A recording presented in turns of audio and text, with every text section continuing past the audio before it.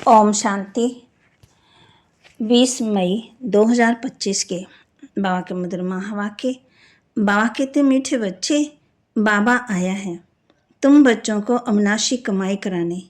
अभी तुम ज्ञान रत्नों की जितनी कमाई करना चाहो कर सकते हो। बाबा आया है तुम बच्चों को अविनाशी कमाई कराने। अभी तुम ज्ञान रत्नों की जितनी कमाई करना चाहो कर सकते हो। प्रश्न, आश्रित संस्कारों को बदलकर दैवी संस्कार बनाने के लिए कौन सा विशेष पुरुषार्थ चाहिए? आश्रित संस्कारों को बदलकर दैवी संस्कार बनाने के लिए कौन सा विशेष पुरुषार्थ चाहिए? उत्तर, संस्कारों को बदलने के लिए जितना हो सके देहाभिमानी रहने का अभ्यास करो। देहाभिमान में आने से आश्रित संस्कार बनते हैं। बाप आश्रित संस्कारों को दैवी संस्कार बनाने के लिए आए हैं। पुरुषार्थ करो। पहले मैं देही आत्मा हूँ, पीछे ये शरीर। गीत तूने रात गवाई सो के, दिन गवाया खा के, हीरा जनन मोल कौड़ी तुल्य छाए। धारणा के लिए मुख्य सार, एक बाप से अव्यमचरी प्रीत रखते रखते कर्मातीत अवस्था को पाना है। इस पुरानी देह और पुरानी दुनिया से बेहद का वैराग्य हो। एक बाप से अव्यमचरी प्रीत रखते रखते कर्मातीत अवस्था को पाना है। इस पुरानी देह और पुरानी दुनिया से बेहद का वैराग्य हो। कोई भी कर्तव्य बाप की डायरेक्शन के विरुद्ध नहीं करना है। युद्ध के मैदान में कभी भी हार नहीं खानी है। डबल अहिंसक बनना है। वरदान, शुभ भावना से सेवा करने वाले बासमान उपकारियों पर भी उपकारी भव। शुभ भावना से सेवा करने वाले बासमान उपकारियों पर भी उपकारी भव। कोई कैसी भी आत्मा हो, उन सबके प्रति शुभ भावना शुभ कामना सोचनी है। जैसे बाप उपकारियों पर भी उपकार करते, ऐसे आपके सामने कैसी भी आत्मा हो, लेकिन अपने रहम की वृत्ति से शुभ भावना से उसे परिवर्तन कर दो। यही है सच्ची सेवा।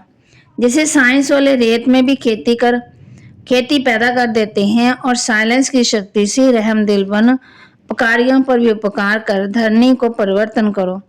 स्व परिवर्तन से शुभ भावना से कैसी भी आत्मा परिवर्तन हो जाएगी, क्योंकि शुभ भावना सफलता अवश्य प्राप्त कराती है। स्लोगन, ज्ञान का सिमरन करना ही सदा हर्षित रहने का आधार है। ज्ञान का सिमरन करना ही सदा हर्षित रहने का आधार है। अव्यक्तिशाली रूहानी रॉयल्टी और प्योरिटी की पर्सनैलिटी धारण करो। आप ब्राह्मण जैसी रूहानी पर्सनैलिटी सारे क्लब में और किसी की भी नहीं है, क्योंकि आप सबकी पर्सनैलिटी बनाने वाला ऊंचे से ऊंचा स्वयं परमात्मा है। आपकी सबसे बड़े से बड़ी पर्सनैलिटी है। स्वप्न में संकल्प में भी संपूर्ण प्योरिटी। इस प्योरिटी के साथ साथ चेहरे और चलन में रूहानियत की भी पर्सनैलिटी। अपनी इस पर्सनैलिटी में सदा स्थित रहो तो सेवा होती रहेगी। तो बाबा कहते, इस प्योरिटी के साथ साथ चेहरे और चलन में रूहानियत की भी पर्सनैलिटी, अपनी इस पर्सनैलिटी में सदा स्थित रहो तो सेवा होती जाएगी। अभी बाप ने नॉलेज दी है, हम भी नॉलेजफुल बन गए हैं। रचना रचना का ज्ञान मिल गया ना। तुम अभी डबल हिंसक बनते हो। इस ज्ञान बल की लड़ाई कोई नहीं जानते। कहते भी हैं पतित पावन आओ। पुराने शरीर से वैराग्य, ज्ञान भक्ति पीछे है वैराग्य। किसका वैराग्य? भक्ति का, पुरानी दुनिया का। बाप कहते हैं तुम बच्चों को बाप को याद करने की बहुत मेहनत करनी है। ज्ञान तो बहुत बहुत सहज है। बाकी विनाश काले प्रीत बुद्धि विपरीत बुद्धि याद के लिए कहा जाता। बाप कहते, मैं जन्म मरण के चक्कर में नहीं आता हूँ। अब मैं आया हूँ, आत्मा को कोई भी नहीं जानते, इसलिए बाप आकर के रियलाइज करवाते हैं। ये भी बड़ी समझने की बड़ी महीन बातें हैं। आत्मा अति सूक्ष्म और अविनाशी है। न आत्मा विनाश होने वाली, न उनका पाठ। ये बातें मोटी बुद्धि वाले मुश्किल ही समझ सकते हैं। शास्त्रों में भी ये बातें नहीं हैं।